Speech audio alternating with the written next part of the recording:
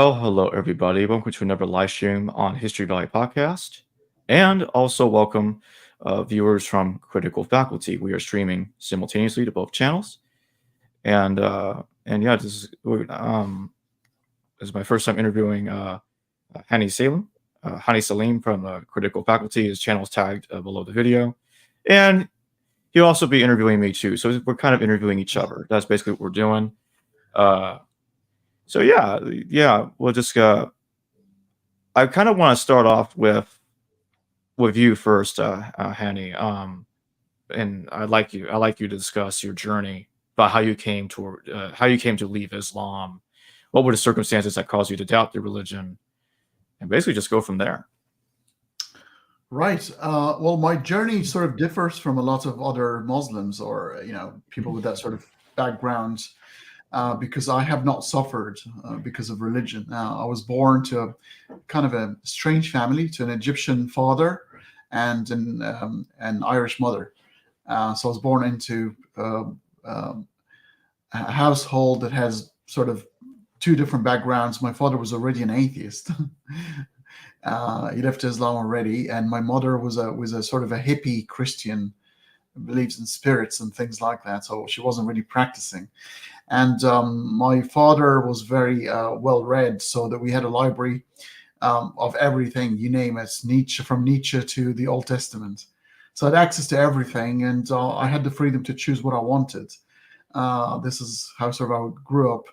When I was a teenager, I sort of wanted to take my father on, like as you do. It's the first Freudian thing you do. You're a man now, so you take on your father. And I said, I'm gonna convert to Islam, just to sort of to rub it in. And he smiled. 18 months into the journey, I realized the whole thing was bogus, and I remember quite clearly the big smile on his face. But he didn't tell me, I told you so, but it was quite apparent in his face. It kind of reminds me, at least some of it kind of reminds me of my journey. Oh, really? Okay. How was yours? There was some differences. I want to focus for the moment. I want to focus more on yours, but just to interject on it just for a moment. Yeah, I started out an atheist. I never converted. So there's a difference there. Although, as I've stated in past interviews, that yes, at some point, the fear of hell really scared me. You got people out there that was like trying to tell you, oh, you're going to go into eternal hellfire forever and ever and ever unless you accept Jesus into your heart and all that kind of stuff. So this is from the Christian scenario or in the Islamic scenario. And so I was more at some point around, I would say 2011 to 2013, somewhere around there. I was kind of a confused atheist, is the way I would put it. It was like going back and forth, wrestling with the issue in my mind. I was like, you know what? No, this is bogus. I'm not going to allow myself to totally accept this. So that's the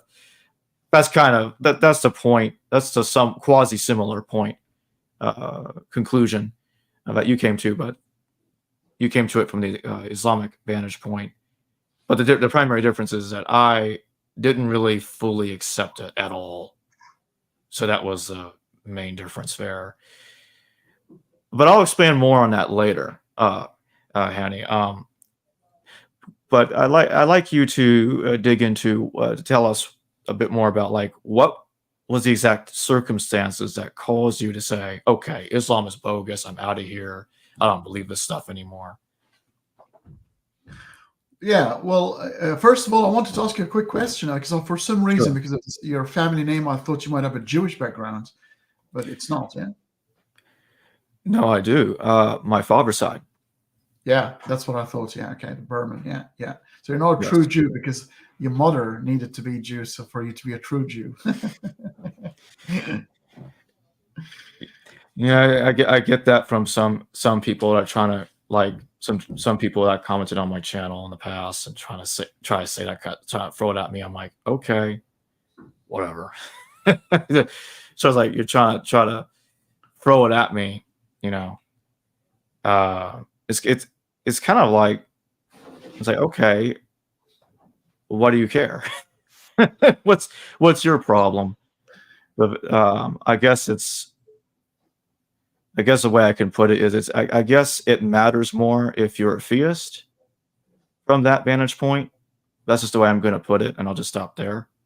But yeah, Hanny, can you tell us a bit more about what was the circumstances that caused you to conclude Islam is bogus? So yeah, so because of my background and the sort of the library and the way we were brought up to, we were sort of taught the right things, so when you research something, you do it properly, and you kind of sort of try to be as neutral as you can. And I've always been interested into science.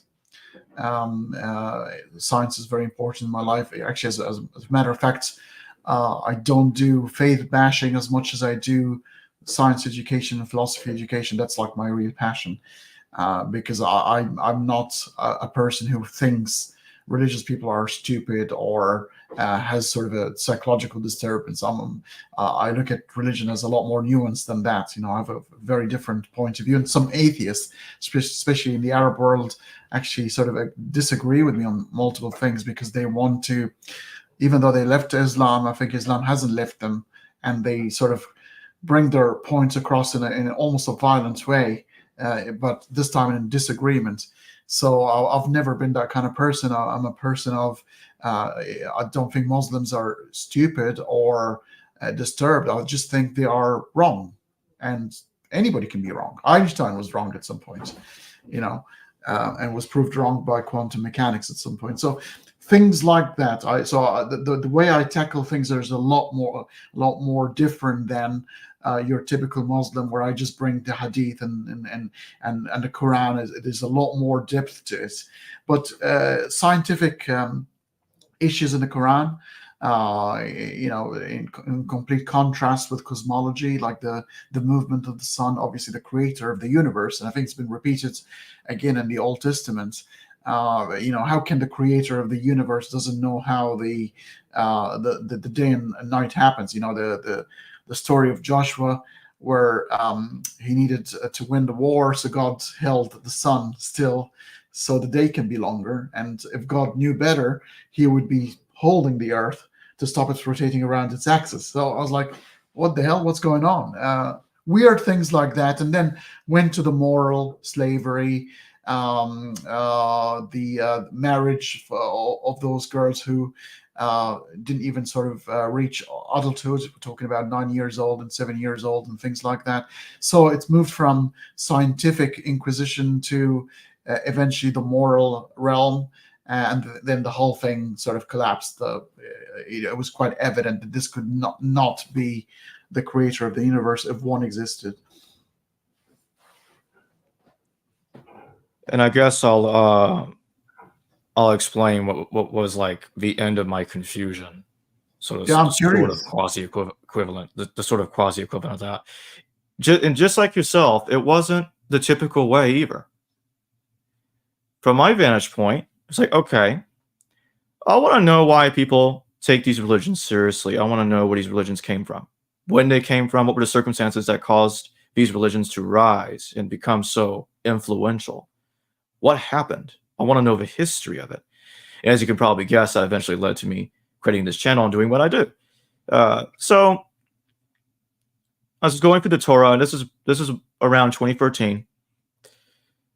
And I'm going through the Torah. I'm getting to Deuteronomy, which is supposedly the 5th book of Moses, if one believes that Moses wrote all of that, which I obviously don't. Anyway, in Deuteronomy, there's a very curious passage in chapter 32, verses 8 to 9. That's where it is. And basically, it talks about that that Adonai, as Yahweh is called Adonai, or Hashem, which means the name. Adonai is the Lord. So Adonai inherits Israel from Ha-El Elyon, the Most High God, the Most High God. I was puzzled. I'm like, wait a minute now. How is it that God can inherit from another one? And I wasn't too familiar really at all with the scholarship at the time. And I'm like, what is going on here? I'm like, it's like, And what's kind of funny is that there are Christians who believe Christians that believe in the Trinity. Not all Christians accept the Trinity, but a lot of them do. They'll say, "Oh, well, they would say God inherited from himself somehow because Jesus is God, Holy Spirit, that sort of stuff." I'm like, "Oh, okay." That's bizarre because what they're doing is they're anachronistically throwing in the Trinity in the Hebrew Bible. Jews do not believe in a Trinity. So how do you make that work? Anyway, just like the Mashiach ben David, the Messiah, is not supposed to return. He's not supposed to come, die, rise again, and then come back later. Nowhere in Judaism, in the Hebrew Bible, does it say something like that. But then again, they try to make it work with Jesus. They try to find passages in the Hebrew Bible, try to make it look like it foretold Jesus coming in the first place. So I'm like, okay. But anyway, just to go back to where I was going with the inheriting thing. So the Lord, or Adonai, or Yahweh, whatever you want to call him, inherits Israel from another God. And there's a ton of scholarship on the matter. And I realized, so God has a father? So I asked myself, God has a father? Really? I was like, this is ridiculous. How can somebody be a monotheist going through this and seeing that? Come on. But then it starts making a whole lot of sense when you start piecing it all together. Like, for instance, in the Ten Commandments, God says, I am a jealous God. Well, how can you be jealous if there's no other God? Or situations like, I think it was Naaman who put Israeli soil, into 2 carts. And so that way he can, then he put it in his shoes, something like that. So that way he will be walking on Israel technically while being in a foreign country. Because he's going outside of the inheritance. King David complained that, hey, y'all need to stop chasing me. I'm going to have to start worshiping foreign gods as I'll be going outside of the inheritance of the Lord. I'm like, so these are all fitting and creating a conclusion that doesn't sound like it's going to help monotheism at all. God has a father. That's the deal. I'm like, okay. There's a passage, it's in the Quran, and it actually says something similar. It's Surah Ali Imran 3:180, I believe that's where it is. And it says something about Allah's inheritance. I'm like, okay, well, how does where's Allah's heritage coming from? I thought there was no God but Allah, or Allah can have parents, obviously, right? Where's this heritage of Allah coming from? There's even one that is even more obvious where Allah is talking, he is the greatest of all creators. I mean, it's almost like the Elohim all over again type of thing. Good point. Don't take any other gods before me. When you say don't take any other gods before me, that's kind of if you use a bit of deduction, that means that there are other gods. So it's the whole thing's been fishy from day one. Yeah, and you can totally see where the composers of the Quran got these elements from. They were looking at the Hebrew Bible, they saw similar passages, including the ones that I'm talking about, and that's how they got that stuff that you're talking about from, because there are similar passages in the Bible that say those kind of things. What you just said about him being the greatest of all creators is similar to I'm a jealous God. Well, how can you be jealous if there's no other God? Yeah.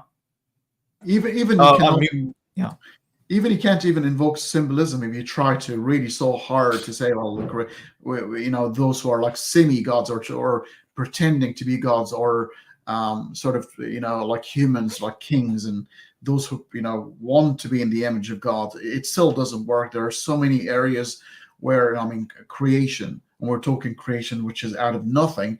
But even if you examine the Bible quite closely, you'll never find God creating out of nothing. It's always using elements, even like water was around when his spirit was still hovering over the water.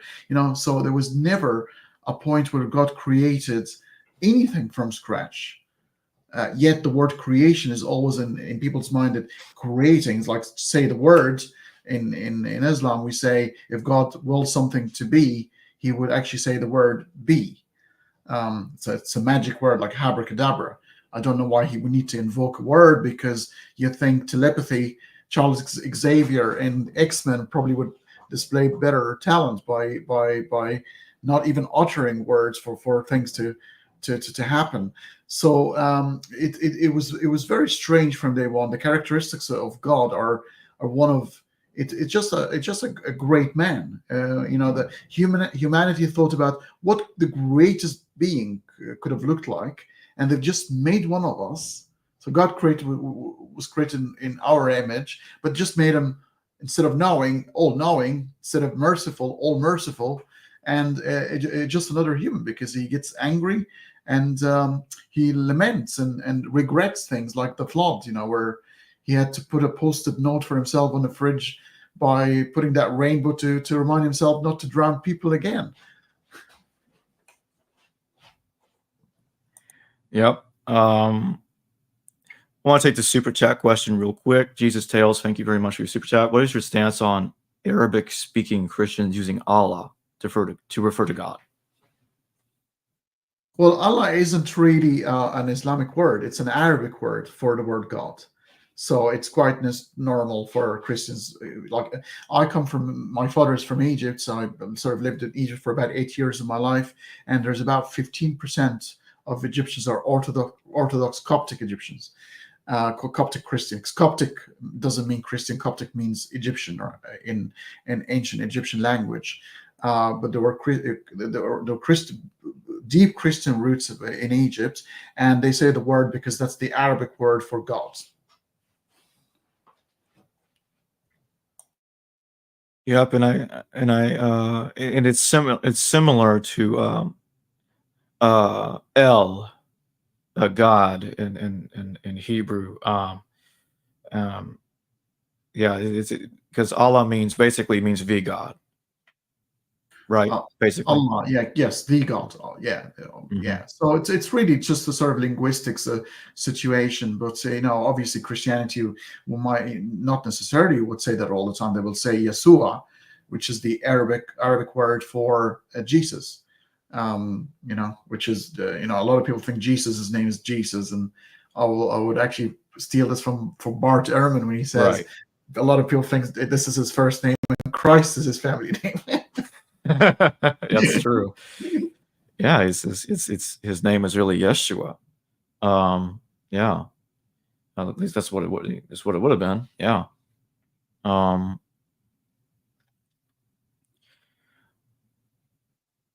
When you were leaving Islam, and in the process of leaving Islam, did you also notice things like where Islam is borrowing ideas, not just from Judaism, obviously, but from Christianity, and also kind of like retrofitting it, making changes, and also conflicting with the Bible? Well, definitely the Torah, because Judaism and Islam are very, very similar in the roots, but they didn't understand Christianity. They got it so wrong. When they spoke about the Trinity, they spoke about the Father, the Son, and the Mother. They didn't understand what the Holy Spirit was. Neither do the Christians, mind you. So they got it really wrong. They never understood, because Christianity is such a different religion. See, culture makes religions, and Judaism and Islam are very similar in their foundational beginnings. They were talking about nomadic people who sort of didn't have sort of stable culture. They were sort of moving around, and their gods are as harsh as their environment. But Christianity was sort of created in the sort of bosom of a little bit of an empire with the stability. It's got all the tragic Greek tragedy fingerprints all over it. A weeping God and a God that's sort of crucified for us and comes back as a redemption story. One of the five Hollywood's main stories. It's the redemption. Everybody loves the redemption story. And things like that. So it's completely, the God of Christianity is almost a departure from the God of Judaism and Islam. So when Islam talks about Judaism, they get it roughly right. When they talk about Christianity, they fall on their asses, like they have no idea what they're talking about. Doesn't it in the Quran state a different name for the Son of God? And they say, and they think that that Jews believe in a Son of God, and I think it said Ezra or something like that. Yeah, Ezra. Ezra is the Arabic word. I don't know who the hell is that. Like, I think they got it really wrong, because the Jews never talked about the Son of God. Maybe as in colloquial, as in a pious person, but not in the Christian sense whatsoever, as in sort of a divine being of such. So they got it really wrong. It's almost like they wanted to paint the same brush that Christianity sort of created, and say, well, Judaism as well, sort of because Muslims believe Judaism and Christianity were corrupted, and they actually believe that the books, the full Torah, they don't understand that the Torah is only the 5 books of the Old Testament, and the rest are written by man. They think the whole book was given to Moses by God, just like Muhammad received the Quran. And they also thought the gospel, they think there's one true gospel hidden underneath the Vatican, because Muhammad's name is written in it, and the whole world will know the truth. They don't understand that even Christians understand that the gospel were written by men as a biography of Jesus with 4 different points of views. They have no idea. They think these books were literally written way before these people were created, and they're like a holy thing. So they get a lot of things wrong in the Quran, to be honest.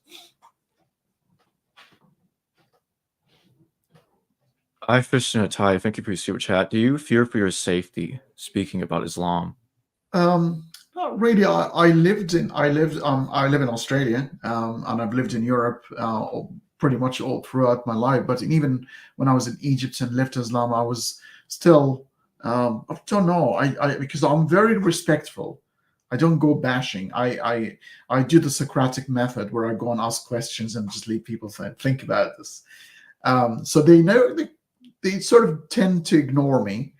And I focus on science quite a lot. So, but I kind of, in a very mischievous way, I would actually sort of link it to a sacred text without directly criticizing it. Like talking about science, talking about biology, explaining evolution, and then explaining the absolute absurdity of that we all come from a male and female because of a founding biology situation, where it's called minimum founding population, where the genetic pool would be absolutely poor, and you won't have few generations after that, because there are no varieties in the genetic code. So things like that makes people think and learn a bit of science, and then get them to sort of question, okay, is this symbolic, or did it really happen? Right. Why so religious? Thank you for your super chat. How about Allah sent Muslim prophets to people that never became Muslim? They became Jews and Christians. Allah never says any of his Muslim prophets had Muslims following them in the Quran. Trying to sort of understand the grammar of the question here. Send Muslim prophets to people that never. So it's not really Muslim prophets. It's just one who then sort of conveyed Islam.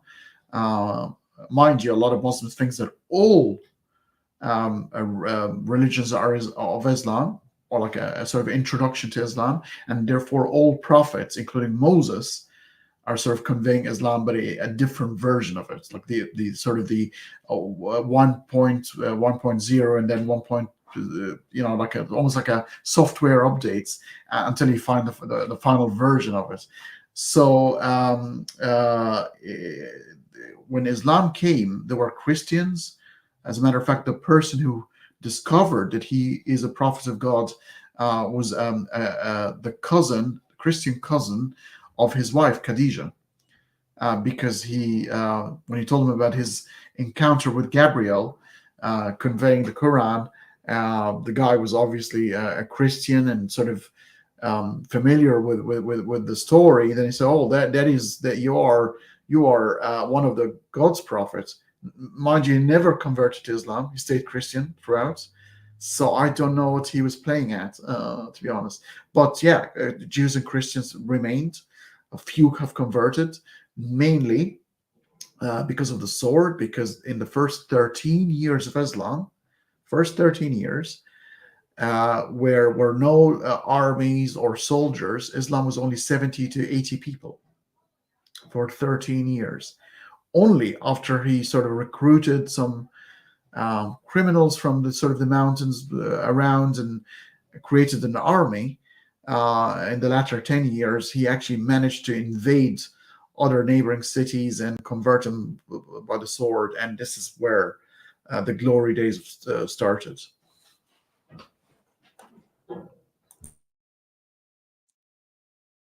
Yeah.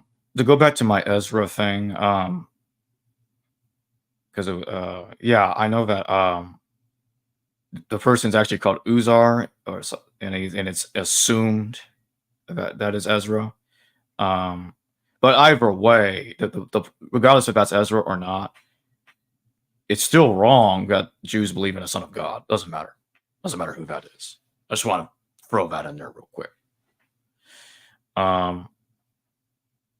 If you had to pick just one big thing that bothered you the most, that led to your deconversion, what would that be?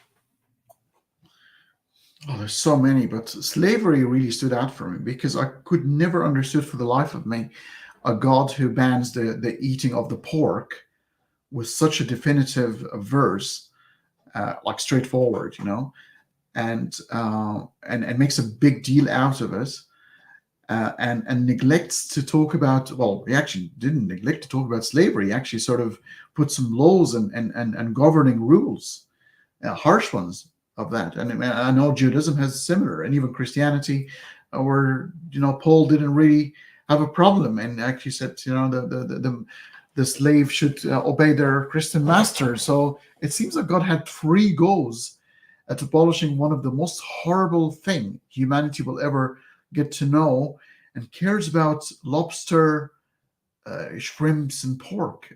I just don't understand it. I don't get it.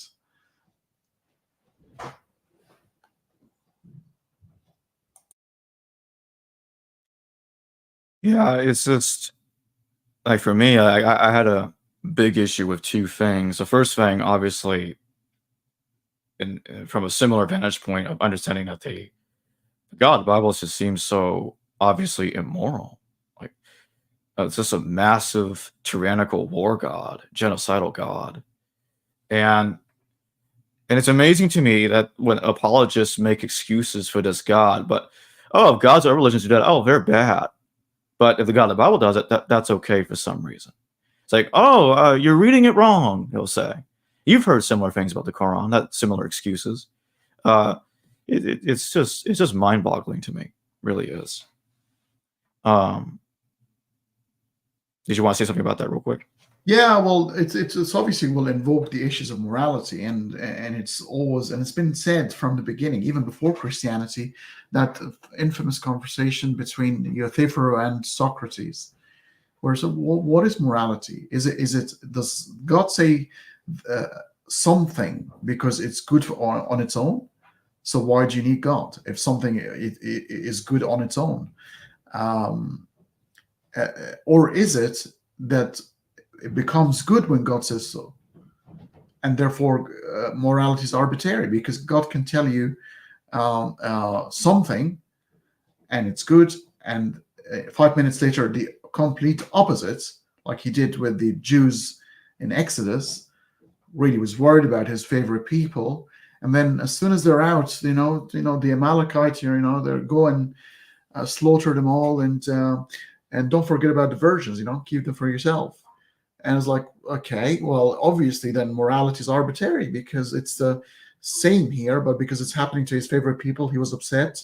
And these are other people who don't believe in me, so they can, we can. So morality has always been an issue for me, because if we're going to reach a universal morality away from religion at some point, and I know it's still under contention because there's a lot of horrible things happening in the world at the moment, and there's a lot of double standards, and humanity's still a long way to go, but at least it's our own. We know the baggage, we know the cons and the pros, and we know how to deal with it, we know the issues. But I don't think morality has ever come from heaven. It's evolved as a necessity within us, because if we didn't have them, we didn't have rules of engagement to start with, we would have not survived. The Homo sapien 300,000 years ago must have had some code of conduct like animals do to be able to coexist. Otherwise, we would have been gone. So it is an emergent property that must emerge necessarily without any exterior influence. Yeah, exactly. What kind of excuses do apologists of the Quran try to give? Like, okay, why Allah forbade eating pork or other things or other food? Like, why does Allah care so much about that stuff? Well, God doesn't give you excuses. Like God, like I mean, even the Jewish excuse, which is the cloven hoofs, and pigs have cloven hoofs, but they don't chew their food.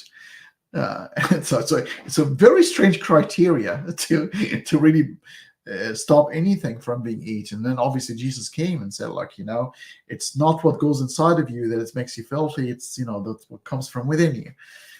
So then, therefore, pigs are okay to eat. In Islam, it's about. I think they tried to copy again the Jewish regulations, but they didn't understand the chewing and the cloven hoofs thing. So they're sort of related to just impurity, and they're filthy animals. But if anybody watches the behavior of pigs, who are actually very smarter than dogs, they're just not any different than cows and goats and chicken. You'd be surprised when they do these things and when they're trying to feed. So it's as a matter of fact, pigs can actually be quite clean if you put them in clean environments.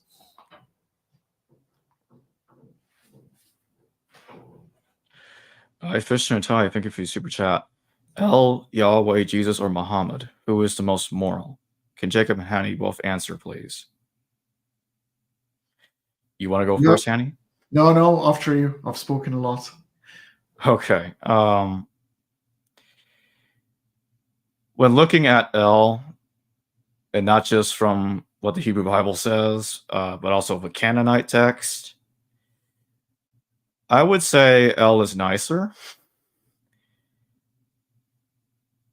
That's my answer. Hanny?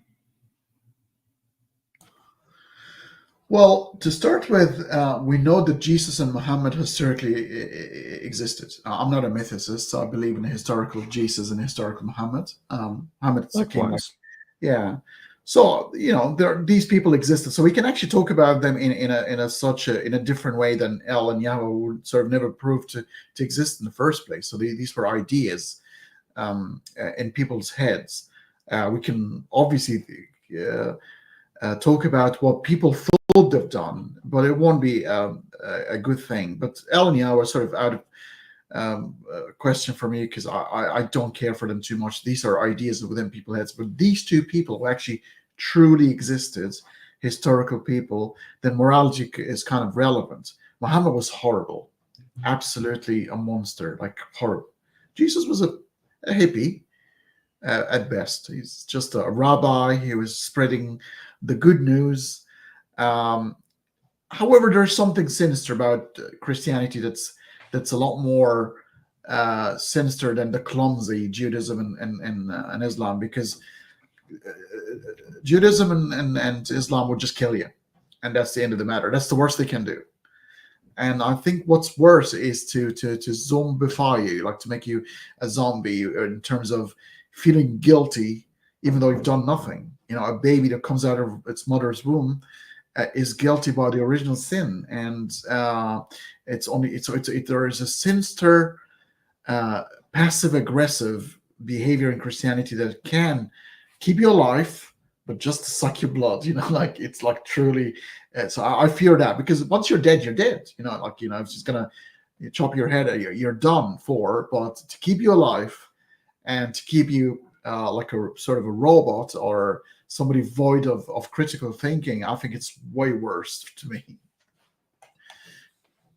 Right, I agree, because yes, El and Yahweh are just ideas. All I was saying earlier is that as a character, El comes across nicer. That's all I meant by that. And like I said earlier, I did say likewise. Yes, I do think Jesus and Muhammad existed. I'm not a mythicist either. Never been a mythicist. Yeah, I try to do my best to understand where mythicists are coming from, and I sort of get why they think the way they do, but I just don't think that in the end that their case makes much sense. And generally, like, okay, if Jesus and Muhammad didn't exist, it seems to me that one's going to have a very hard time explaining how either religion originated. What was the process that they were made up then? How did that happen? I just don't see it. But it can be a hybrid, because I think it's a hybrid. The actual historical person existed as a warlord in case of Muhammad, and as a rabbi in case of Jesus, but there's a lot of myths still spun around him. The walking on the water, the turning the water into wine in the Galilee wedding, the splitting of the moon of Muhammad. These are the myths. So you can actually combine the two elements. But the thing is, I like to follow science. I like to follow proper academic work and the consensus in history by those who have no quarrel, even don't care about the religious, non-religious conversation. They care about documents and manuscripts and evaluating things sort of impartially. The consensus is with these two people who have existed historically, but the stories around them, they're definitely myths. Here's a question that will kind of cross over our discussion of. It's kind of already been crossed over anyway on Christianity and Islam, but to further that, there are people out there that will come at me and say that Islam does not say, the Quran does not say that Isa, however it's pronounced, and Jesus, but who is Jesus, was crucified, or actually he was. So when you read the Quran, did it seem to you that Jesus was crucified or not? What does the Quran say? The Quran says that he was actually made to look like Jesus. So the true Jesus was never crucified. And there's a lot of people say, oh, that would have been Judas Iscariot or somebody else. Imagine being sort of grabbed by God, and you've done nothing, you have no idea what's going on, and you made to look like Jesus. Or was it a clone? Or it's like, it's horrible story, because then they kind of sort of say to you as well, the God, because everybody who saw Jesus or Jesus lookalike being crucified had been deceived by God. So the Islamic version is a very strange one, because these people literally saw Jesus being crucified. God didn't tell them it didn't look like them. They thought and then he got resurrected, and then they believed in Jesus, and then they got corrupted because they don't believe that, like Muslims, that he was just a prophet. Okay, well, if he was just a prophet, why'd you go through the length of make it sound like it's miraculous?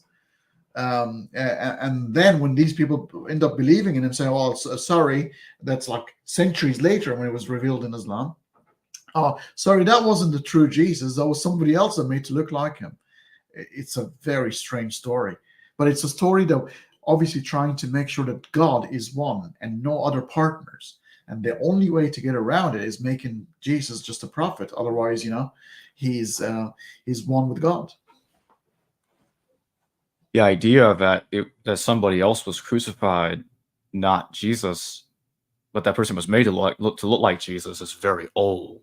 Like, even as early as the late 2nd century CE, church fathers like Irenaeus knew about this, like a group of Gnostics, like Simonians. They I think he was talking about Simonians, but anyway, a group of Christians or denomination of Christians that said it was Simon of Cyrene who was crucified, not Jesus. Now, a long time later, you get a variant of that story, of a different, but with a twist. It involves the Gospel of Barnabas, which some Muslims, as you know, will latch onto that and say, this is proof of the Quran, guys. This is it. I'm like, well, you might have a problem there, because somewhere in there it definitely contradicts the Quran, and it actually contradicts like historical events as well. It's actually a mess. It's a massive mess. There's a lot of theories about how the Gospel of Barnabas originated. Lot of different sporadic dating of the Gospel of Barnabas has been done. Some scholars will go as far as saying it was written in layers over hundreds of years, have been put together by a redactor. So there's a lot of theories about this. So I'm not going to try to say when this thing dates, although there are some that will date it as late as like I think early 2nd millennium. Yeah. They're actually the manuscripts from my memory. They're Italian and Spanish, and they're 17th century. That's correct. It's only a couple hundred years old. That's right, 300-400 years old. Apocryphals there, and definitely so. But I think they talk about the Barracledes, which is supposed to be Muhammad, and so that's Muslims' favorite gospel, and they think that's the true one, and it's brilliant. But but other gospels have sort of appeared, like the one that is quite interesting to me is the gospel according to Judas, where Judas is not the villain, and they think about it, it makes quite sense, because he's the one. I mean, remember, Satan was trying to do his best to stop Jesus from being crucified, because if Jesus was crucified, that means the will of God has been achieved. So he's actually trying to stop it from happening. Judas helped it happening. He is the main character. He is the one that actually helped Jesus to complete the mission. So he's not a villain. Right. In the Gospel of Barnabas, it says, other than Simon of Cyrene being the one crucified in the place of Jesus, it's Judas Iscariot. And but the thing is that the Gospel of Barnabas says Muhammad is the Messiah, which the Quran does not say that. So if the Gospel of Barnabas confirms the Quran, then how do we reconcile that conflict there? Well, it doesn't really say Muhammad. It says Baraclete, which means the consoler. And the Arabic word for Muhammad, Arabic names have meanings most of the time, and the Muhammad is almost like also can be a title where it says made to be thankful, and they're kind of a fine similarity between the two, but the names have never been explicitly said, so it's like really clutching at straws, literally. Right, I agree. But what will happen is they'll interpret the Gospel of Barnabas as saying Muhammad is the Messiah. Whether it actually says that or not is a different story. But if that is the correct reading, then it does contradict the Quran, because the Quran doesn't say that. So again, the conclusion still follows. How do we reconcile that contradiction? That can't be done. We got a super chat question. I fished in a tie again. Thank you for your super chat. What's the evidence Muhammad existed and not a title? The name Muhammad literally actually it's very similar to the Jesus story, where some very limited extra biblical, extra Quranic, in this case, sources have mentioned the name Muhammad, especially his letters to other emperors to embrace Islam. I think there's one in some Armenian records. So there were some other cultures and nations independently talk about him. They could have still talked about the title, because sometimes you and in the antiquity, you and the title could be one. You could be named as part of a title, like the word Pharaoh in the Old Testament. There's no such thing as Pharaoh. There's no Egyptian king called Pharaoh. Pharaoh is actually a title. The ancient Egyptian word is para, which Pharaoh came from. It means the big house, the White House in the U.S. at the moment. And then later on, I think in the Modern Family, not the comedy show, the cartoon, the word has become one with the actual title of the king. So sometimes you can have somebody's title overtaking, but in this case, the word Muhammad was actually mentioned in a couple of extra Quranic sources, and therefore most scholars believe a historical person by the name of Muhammad existed.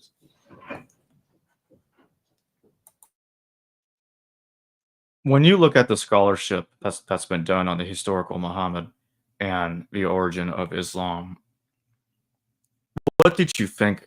What did you think of that? And basically, what do you think the circumstances were that it originated from your opinion? Like, did Muhammad get Allah from Jews and Christians, or is it more complicated than that?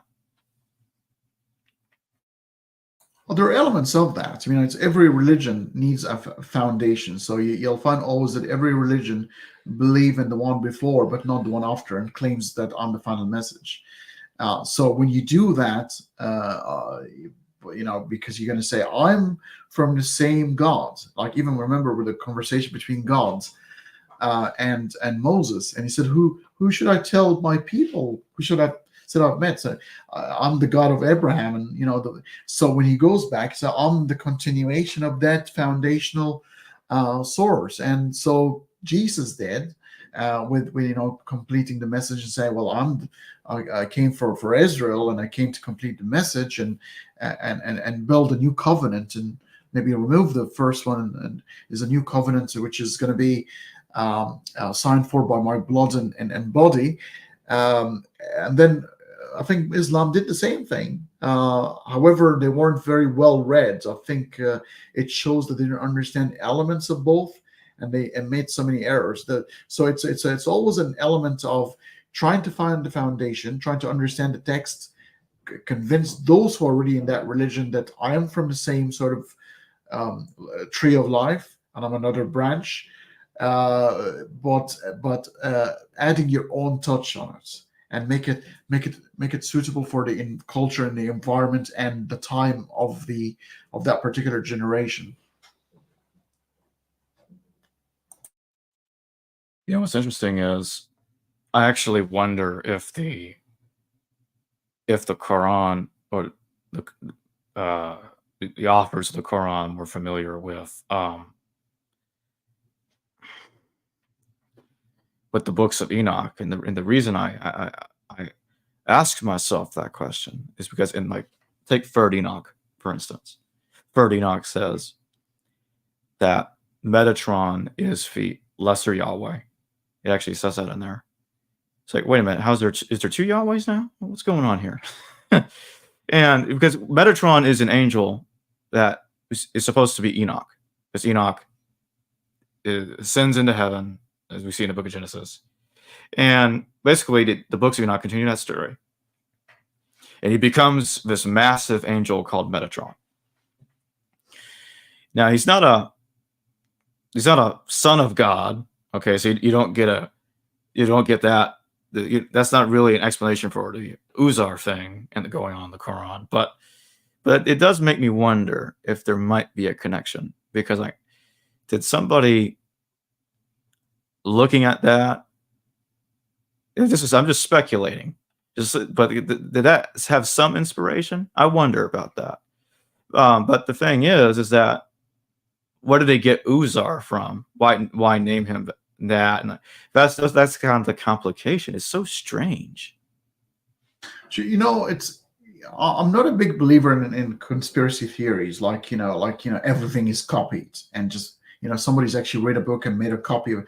I Right. think human ideas can coincide, just like Charles Darwin coming up with the theory of evolution and Alfred Wallace thinking about the same thing at the same time, and ending up having correspondence with Charles Darwin, talking about the same thing. So I do think human mind, especially people around the same time, sort of affected by the same sort of myths and ideas and culturally similar, naturally there will be some similarities in the way they think. So while some stories might have been borrowed, I don't have a problem at all thinking that two people might have come up with the same idea or very close at the same time. Yeah, that could very well be. As I was just saying a moment ago, I was speculating. I'm not sure.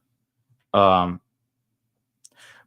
but I'm just trying to I was basically guess as to what caused that confusion or that error to even show up in the Quran in the first place. What led to that mistaken conclusion that Jews believe in a Son of God?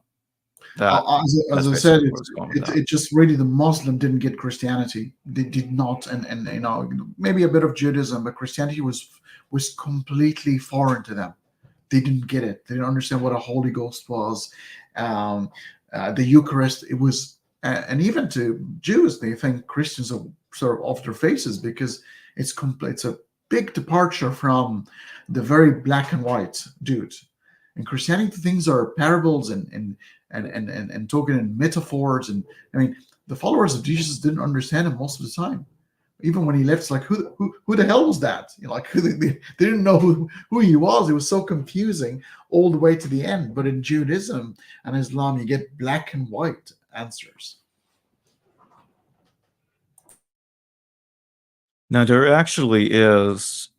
What's interesting is there actually is a Dead Sea Scroll about a vision. It's called a vision of the Son of God. I think it's called something. It's something like that. I haven't looked at it in a bit, but that might be. And I'll admit, this is even a stretch somewhat. This is the closest thing you might get to a Son of God at all. But this is a Dead Sea Scroll, and it appears to be treating the Son of God negatively, at least as far as I remember it. It's a title. It's not really definitive either. Even in that text, it's not like, okay, God has a son. That's not really what it's trying to say. That's why I was putting it that way, very carefully. Just throwing that in here, Hi, Fish and Tie, thank you for another super chat. Enochic Jews became Essenes, became Ebionites, became Muslims. Muhammad was influenced by the Jews and Christians in Arabia. Izaman, Tabor, etc. Save us. Yeah, I as I said, I don't have a problem with being influenced for sure. Yeah, he had to be. He is claiming that he's coming from the same God, so he must have read. If you're going to claim that your God is the same of the God of the Jews and the Christians, you got to, and your target audience is the infidels of the Medina around the time, who sort of the adulterators and the Christians and the Jews. And if you're going to convince them, of course you're going to bring elements of their book to say, hey, look, that's the same God. He talked about Abraham. Oh, that's the same God. So I have no problems whatsoever thinking, yeah, he must have been influenced. Otherwise, he would have not been able to convince them that he's come from the same God.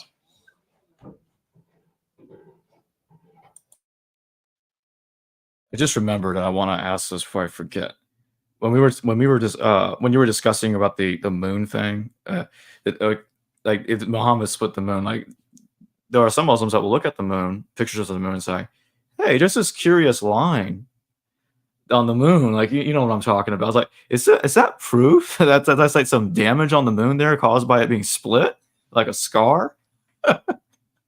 And the rumors were they say if you go to the supermarkets, you'll not find any super glue. It's all off the shelves. I wonder why. So this is what they used to glue back the moon. As I said, I love science. So I've had a couple of episodes where I explain every a claim of miracle. Maybe this is going to be an interesting conversation in a future conversation. If you'd like to have that conversation where I dissect Let's do every it. single miraculous claim in the Quran and compare it to science, evolution, cosmology. The moon is 3,700 kilometers in diameter. If it's split, and it's been said in the Hadith that half of it was on the top of the moon, top of a mountain, and the other half was on the bottom of the mountain. 3,000, 7,000 kilometers will cover an area between almost Iraq and Egypt. So for this to happen, he's almost thinking it was like a watermelon size, like something that's sort of small. The other peculiar couple of things is it happened at night, and only one or two witnesses were around, which is it makes me think, what kind of all-wise God, being bothered by creating a miracle of that magnitude just to present it to a couple of people who might end up narrating it to other people. But wouldn't it be a lot more marvelous if it was witnessed by more people? But also a bigger thing is we have evidence of the Chinese culture documenting a supernova, which is an explosion of a giant star, because the sky would be lit for about 2 weeks. It's documented 1,100 years ago. And this event happened in the Saudi Arabia, current modern Saudi Arabia, surrounded by documenting civilizations like the Egyptians and the Sumerian, and so they must have seen this. There is no other single nation independently verified that incident, so it's definitely been added on later on. All right, so someone in the chat is saying that I'm wrong. 4Q246, which is the vision of the Son of God I was talking about, does not portray the Son of God as negatively. Okay, I suppose you could try to debate it, maybe, but there are scholars that have studied that text, and they concluded the Son of God in there is a reference to Antiochus, the fourth Epiphanes, something like that. Yeah, I think that's his name. Yep. So yeah, it seems at least the scholarship is done on that in which they say that it's referring to Antiochus, and some scholars do interpret it as negative. Just to defend myself there, whether that's really correct or not, I'm not gonna dive into detail on this stream because I'm not gonna talk about this text all stream. But I'm like, it's not talking about Jesus. I can tell you that. I am quite certain it's not about Jesus. No way. Some people do try to make Jesus out to be in the Dead Sea Scrolls, but I don't buy that. That's kind of in the conspiracy territory kind of thing, and no, thank you. I'm in agreement, completely agreement with you, Jacob. Even like you look at some of the prophecies in Isaiah, about Jesus, and the twisting of the words to make it fit. Like for example, the virgin birth of Jesus, only two of the Gospels mention them, and the Hebrew word that was used was Alma, which doesn't mean virgin. Alma means young lady. The Hebrew word is Batula, and it was not used. So they tried to make it really fit so hard, and it's not forthcoming. Yeah. Yeah, there was a situation where I can't remember the exact name of the manuscript, but it was one of the manuscripts of one of the books of Enoch found within the Dead Sea Scrolls. And there were Christian apologists trying to say, hey, we found a copy of the Gospel of Mark. I'm like, whoa, wait a minute now. Like, whoa, you're saying that the Gospel of Mark was written in, I can't remember if it was written in Hebrew or Aramaic, this Dead Sea Scroll that they mistakenly identified as a fragment of Mark. Because they were trying so hard, like, yeah, we want all these four Gospels be written in Hebrew or something like that, or Aramaic, written by eyewitnesses. So that means every single thing in there happened. It's real. I'm like, then it turned out it was actually a manuscript of, I think it was one of the books of Enoch, and so it fell apart. They tried so hard to make that a text of Mark, though. It was hilarious, really. Yeah, it's a thorn in our sides to have the all four gospels written in Koine Greek, and it's like, okay, well, and decades after the event, almost 100 years later in case of John. So it's just it makes it very unreliable. Even Paul's letters, how many forgeries are in there? I think 6 or 7 out of the letters. So the whole thing it's got lots of holes. You know. Paul stuff has actually gotten even more complicated now, I would say, because now when you plug in Marcion, because last couple of years I've been really for the last 5 years I've really been looking into Marcion, and the last 4 years I've been trying to make my audience aware of Marcion and his New Testament, because that's a big thing, especially right now in scholarship, and because Marcion's Paul. I'm not going to get into this too much. I don't want to get off topic. But since you brought up Paul, I'm just going to say Marcion's edition of Paul, the Apostolicon, or Apostolos, whatever you want to call it, is a lot shorter than the one we have in the New Testament. And it's interesting because when you read like Marcion's edition of 1st and 2nd Thessalonians, what if I were to tell you that both of them were like about a page long? That's it. You can imagine just how much shorter they are from the canonical text. You could read them in barely a few minutes, less than a few minutes. I'm like, both of them together. I'm like, and they don't really conflict. At least back when I read them, I don't think I didn't interpret them as contradicting themselves. In the canonical text, however, 1st, 2nd Thessalonians in the canonical New Testament, they do contradict themselves, absolutely. And there's a lot of scholarship done. Complicated scholarship done on 2nd Thessalonians and not being written by Paul. It has a lot to do with those contradictions, and same thing with Ephesians and Colossians, 1st, 2nd Timothy, Titus, especially those 3 texts. They're called the pastoral epistles. You know what's interesting? I'm just going to say this real quick, and then I'm going to shut up about Marcion. Is the pastoral epistles are not even in Marcion's edition of Paul? They're not even there at all. Which I would say that definitely leans credence to them not being by Paul, because Marcion's New Testament doesn't seem to be aware of the pastoral epistles. I'll just leave it there on that.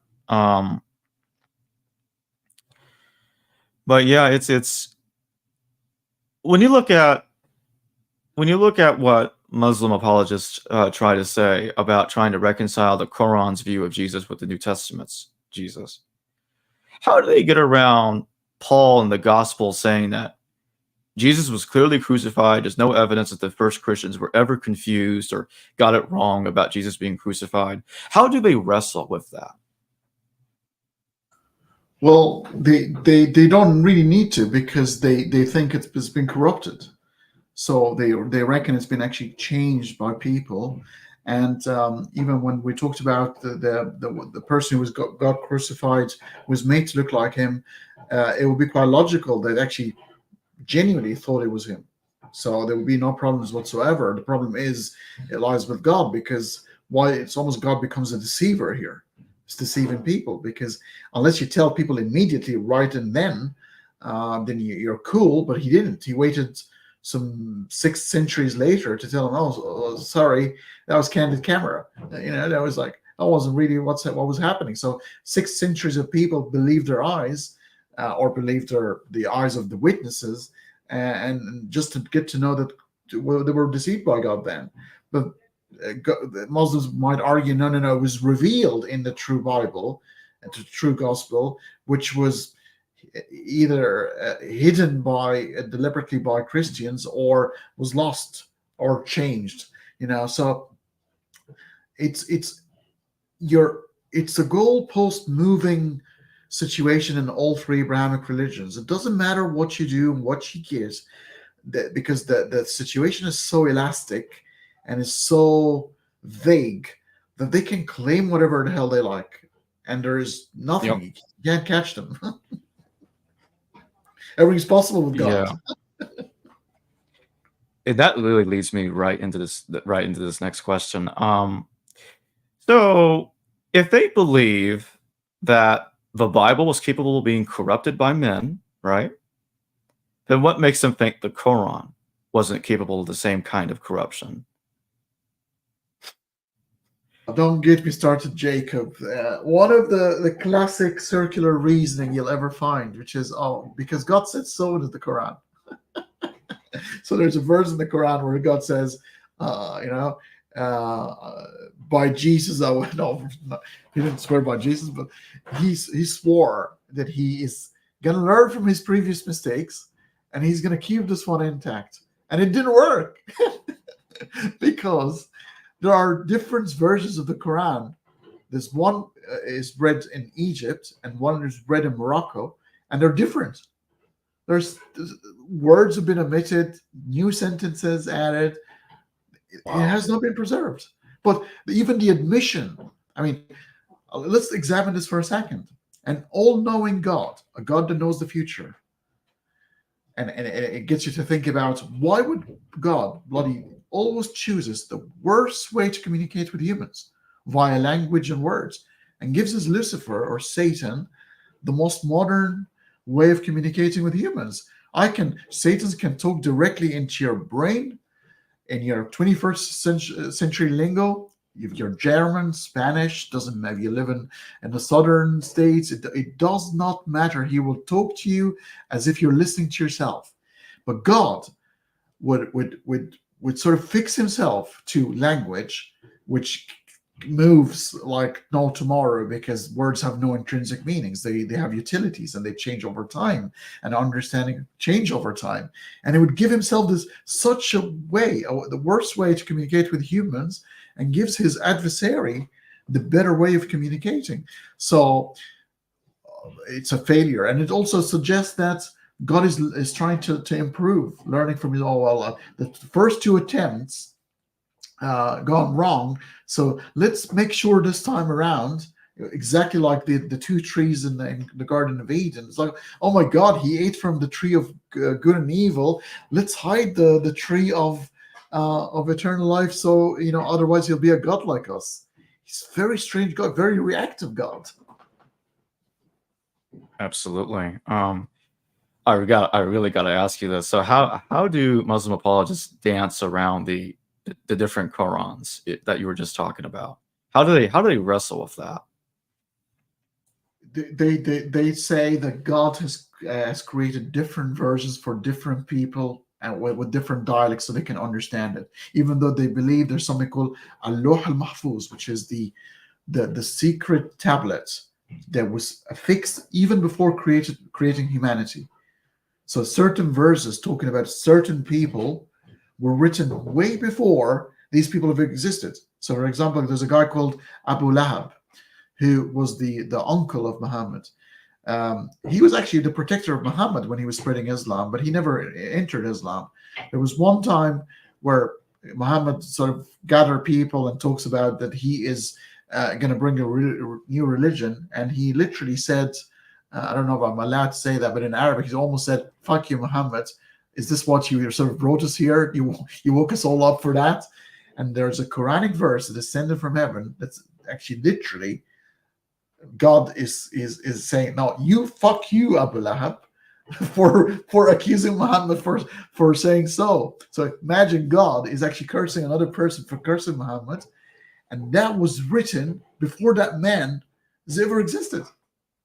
So goodbye, free will. Wow. Yeah, that's hilarious. Somebody was saying in the chat that the Gospel of Barnabas is seen as a clear fabrication by Muslims. No idea why you believe Islam supports its legitimacy. I did say some Muslims, okay? Just to defend myself. I said some Muslims. I didn't say all Muslims, okay? I know a lot of Muslims don't accept the Gospel of Barnabas, but some Muslims do. Some.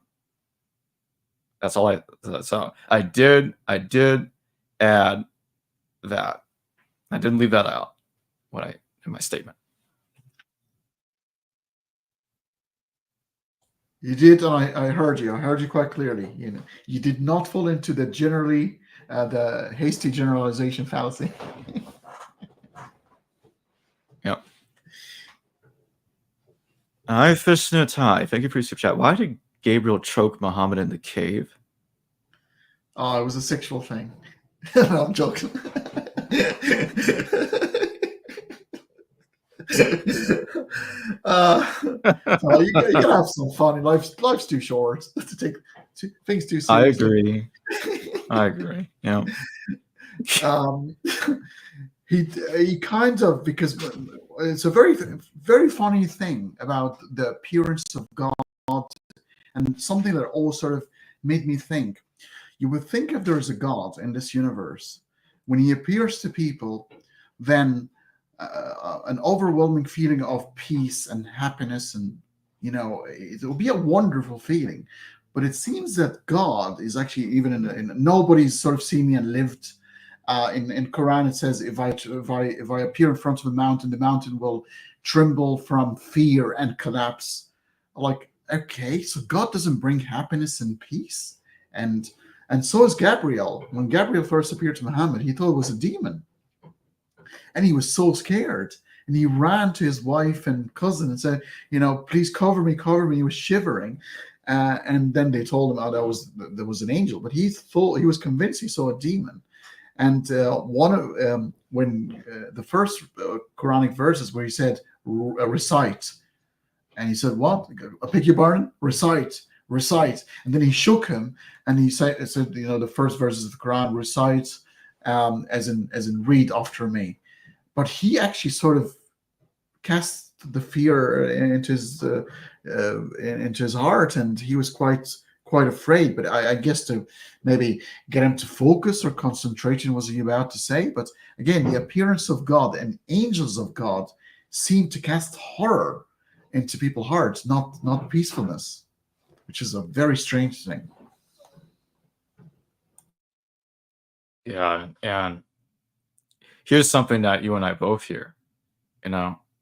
People will say that when you criticize God or Allah and the things he did, the horrific things that this character supposedly did, it's like, or ordered other people to do, you're taking it out of context. Out of context, I'm like, oh, okay, well, we're special pleading there, aren't we? I'll give you a quick example. When you look at the book of Ezekiel, there's a very interesting statement there about God, Adonai, regretting ordering people to sacrifice their firstborns. In the book of Ezekiel. Like, whoa, wait a minute over here. Was it Canaanites bad? Canaanites, they sacrifice people. I think what's really going on is they're talking about the Carthaginians, because that's where, like, if I remember correctly, that's where most of the evidence of situations like that going on, where they sacrifice infants to Balu Haman. Balu or Baal is a common title. It's not a name of just one god in canon. It's a bunch of different gods, as a matter of fact. Like there's Balu Hadu and a bunch of other ones called Balu.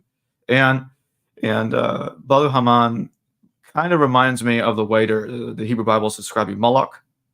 Probably where they got it from. Regardless, when they do it, it's bad.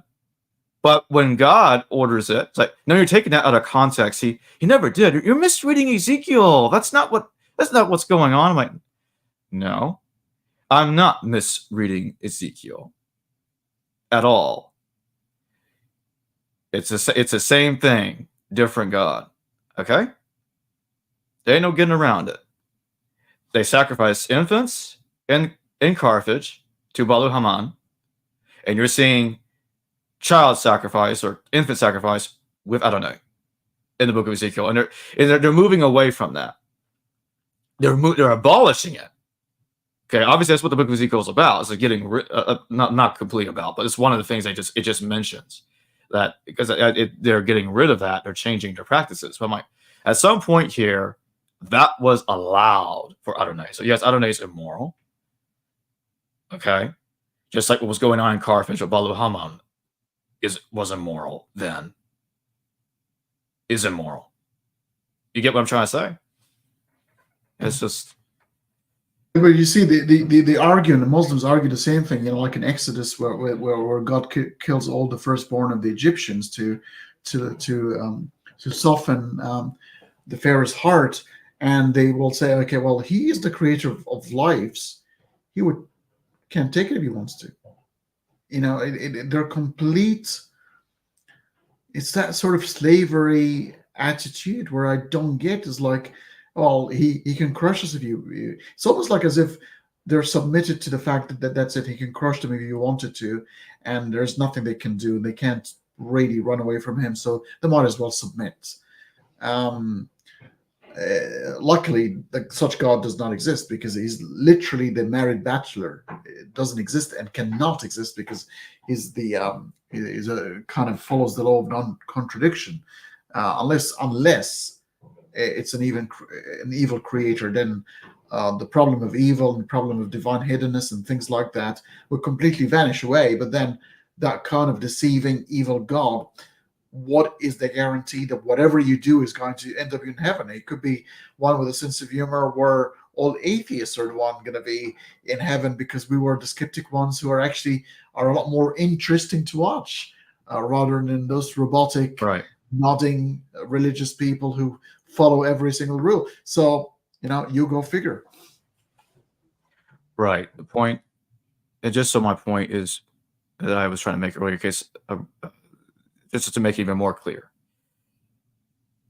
If Bala Hammam exists, and he ordered the Carthaginians to do that, to sacrifice infants to him, he's immoral.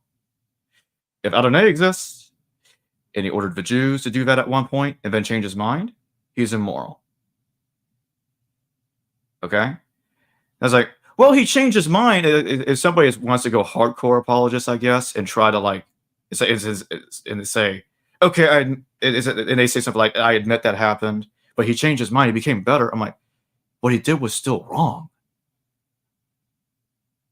Yeah, right? And I mean, that's the whole thing about God is, and this is where they argue about morality. They say human morality is forever changing, and there's no ultimate arbiter. God has fixed morality, the morality that never changes, because if God changes his morality, it means it changes his mind. It can be God, because change sort of occurred to God, and therefore is evolving, just like one of us. So the whole thing about the divine command theory in philosophy, in terms of the axiology and the philosophy of ethics, divine command theory means that God is ultimate arbiter, and because of the fixed morality that can never change, then God is way more superior to the changing morality of humans. But you see, God is the ultimate relativist. He actually changes his mind and orders one thing and its opposite when it suits. He's a moral relativist. There's a question in the chat about if I think that Marcion was right, that the God of the Old Testament is not the same as the God of the New Testament. Just to give everybody a very brief recap on what that question is about, there's a text called the Antithesis by Marcion. And in it, he suggests that the God of Judaism is actually the devil and is not the God of the New Testament. Jesus is the son of a more merciful, different God, higher God. And this is the same kind of thing that the Gnostics call the monad. Now, when I think about that, it's like, it kind of comes off to me as like, okay, these are ancient Christians that realized when they were reading the Bible there was a problem, but they weren't willing to get rid of Jesus because they're kind of tied together, you know what I'm saying, in the New Testament. So when it's like, okay, let me keep Jesus, make him the son of a different God, so that way I keep my stuff. Like I have my, it's like it's a scenario. It's like I have my cake and eat it too, that kind of thing. So they'll get rid of half of what they believe and keep the other half, if you get what I'm trying to say. So it's like, okay, I'll get rid of some of it. I can't get rid of all of it, though. I got to hold on to some of it. So that's kind of how it comes off to me. Do I really think that they're not the same? No. I think they're the same, but the New Testament is making changes to the God, though. It's like a sequel that's retconning stuff, okay? It's the same character, but they're retconning. They're changing details of this of God, or basically that's where I'm coming from there. I'm sorry, I've got to comment on a commentary eating person talking about scholarship. We weren't discussing whether, and this is where it gets completely wrong. We weren't discussing whether angels do indeed bring cast horror into people's hearts.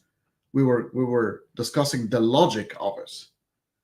And maybe I should have introduced myself and my credentials, and I never try to do that. And what I do is in terms of academic work, but philosophy. I've got a master's degree in philosophy, so this is a logical issue that we're referring to, not a fact of a matter. What we were saying is, shouldn't the angels of God bring peacefulness? We know that they have not brought that, and this is what we are contesting.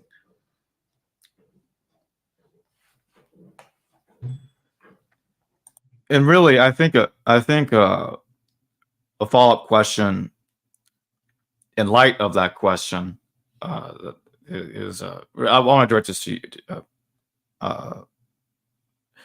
Okay, let me rephrase. Okay, so honey, and a related question to what I was just talking about and answering. Some claim, and usually this comes from Christians that are criticizing Islam, that Allah is not the Christian God. It's a completely different God. Sometimes they'll say absurd things like it's the devil pretending to be God, even though the Quran does mention Satan, does it not? So I'm like, okay, so how do you make that work? And there's also heavily ridiculed theories in critical scholarship about Allah's origins, like including the moon god theory stuff. So what do you think about that stuff, Hanny? Well, Lucifer is mentioned, and Satan's mentioned he's called Iblis in the Quran. And there's a lot of questions about whether he is working on his own or working with a lot of jinns, what they call jinns, and he's got like an army. He doesn't work on his own. And I think that in the Christian faith there are something similar. But those who sort of try to attack the Quran might contest that, well, if Satan is quite a deceiver, of course he would come up with writings he would claim to be the God, and talks about himself to make it really sort of catch, because it's a great plot. He's mentioning himself as in the adversary and the horrible one, but pretending to be God to set you up, to get you to do the wrong things. But the question is, where's God then? Who's got sovereignty over the universe if Satan is running amok? It begs the question. Or is it like the Book of Job where they're working together? Quite. When you talk about, sort of read the Book of Job, and you see the harmony and the almost the bets they had on this poor guy, and they seem to have a cohesive relationship where Satan is asking permission from God to do what he needed to do with Job. So, and God is so vain that he was lured almost by Satan to get into that bet, and to ensure that Satan understand that Job is indeed a pious man. So it's almost a God's vanity. And the devil seems to do what he does best, that end up luring God himself into committing one of the worst actions of the Old Testament. And if Satan's so bad, why did God create Satan? And he can't stop him either, apparently. What's going on here? This is a mess. Begs the question. The Muslim will tell you it's part of the test, because it's a test. Of course, and Christians say the same kind of thing. And like, when is Revelation supposed to happen, everybody? When's the final battle? And really, when you look at the Gospels, it's like really just falls apart, especially when you realize they were expecting it to happen in the first century. Some of you will not taste death before the Son of Man comes. It's in the Gospels. I'm like, that's not thousands of years in the future, people.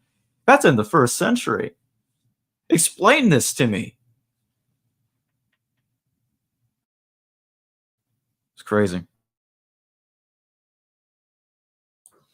It's an interesting. I do understand why. We probably need to go into the empathetic bits and about religion and why, because I think religion is human heritage, and when you see people burning the Quran, and I don't like that. I think it's a treasure, even though with the atrocities in it. I think it's human. It's a manuscript of how we were in the past, and how we behaved, and our worst fears, and our ignorances and knowledge, and the way we treated each other. So it should be dealt with care and understanding in the context, in the right context. Obviously, if you believe in it, becomes problematic. But if you think that humans wrote this, and it conveys and betrays all our fears and all our concerns and knowledge, then it's invaluable. It's a very important document. So I'll take this super chat just real quick. Islamic Knowledge, thank you for your super chat. Why so religious here? Why was I timed out? I don't know. I didn't time you out. One of the moderators, I guess, did. So back to the topic. One more thing I'd like to ask you about before we close is the Hadith. I had a scholar on the show, Dr. Joshua J. Little, and he talked a lot. He spent 3 hours talking about the Hadith. And it was really fascinating, the stuff he was saying, because it really enlightened me, because I'm not familiar. I'm not really that familiar with the Hadith. So it really familiarized me with the text.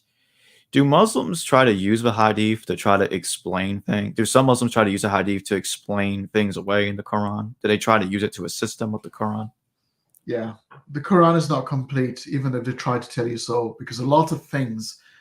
I'll tell you a very simple thing. If you don't use the Hadith, you won't be able to know how to pray in Islam.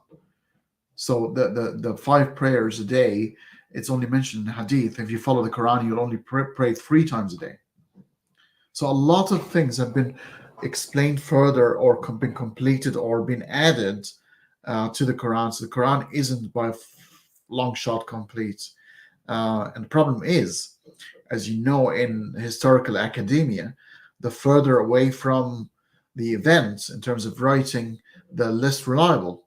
And we're talking about somebody called Bukhari, who lived some 200 years after the event in current Azerbaijan, or wasn't even an Arabic speaker, who took 600,000 hadith or so and made them into 3,000 or something. So actually, if you do the math, you would find that this person would have no time to eat in the day. Honestly, if you do the math, it's quite impossible. But okay, we'll let it sort of fly. So imagine, and these were the best of the hadith, 3,000 to 4,000. So a lot of rubbish were sort of filtered out. But how did he know? He obviously heard, and that's the sort of narration, and it's a Chinese whisper and a telephone sort of game. Somebody who memorized certain things, and understanding human memory, and what people and intentions. It's probably the least reliable thing you could ever convey a message with. It's completely an utter absurdity for God to complete his religion in such a way.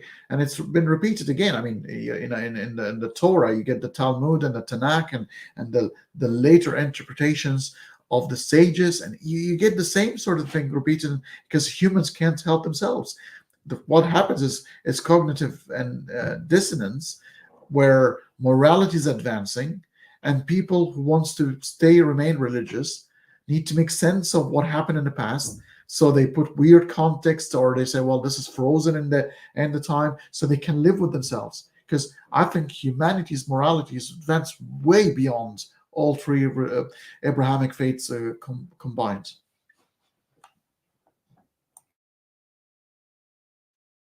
Well, thank you for joining me today, Hani Salim. Thank you so much. I really enjoyed myself. Likewise. I want to just tell everybody real quick that I have the critical faculty tagged in below the video, so we want to go over there and subscribe to his channel. I'll do so, and I'll do have the anybody same watching thing. this. If anybody from critical faculty watching, Jacob is. This is the first time I'm talking to you, and I feel like I've got a brother now. So I think it's not going to be our last conversation, because I loved the interactions. Likewise, Hani. I had a lot of fun. I really did. And I want to thank everybody for viewing this, and the super chatters. I appreciate that. The super chats. I appreciate the support. And I'll see everybody later. Thanks again, Hani.